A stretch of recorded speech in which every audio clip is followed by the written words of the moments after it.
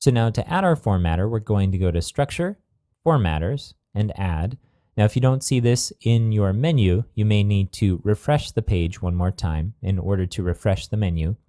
For the formatter name, we're going to call this Personal Page Link with Username.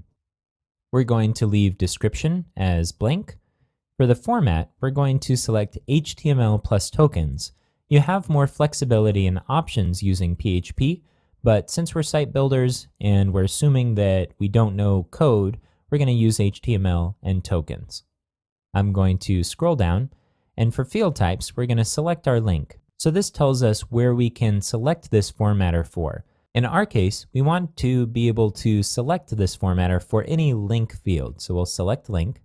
And for the formatter, like before, what we're going to do is start out with our base HTML with placeholders where we're going to add replacements. So we have our A tag with our href attribute, and then we're going to replace out the URL here, learn more about, and then we're going to replace this out with the name of the user at their website.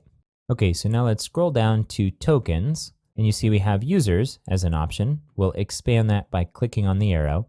And so part of what we want is the username. So let's go ahead and copy that, again with the brackets, and we'll paste it in here. And the second part of what we want is the URL part of our link. But if we scroll down and we look at our personal site option here, we only have one bit that we can use, which is the full rendered field. This doesn't allow us to separate out the link field into the URL and the title portions. So this isn't going to work for us. But if we install the entity token module, then we'll have additional options available here. So let's save this.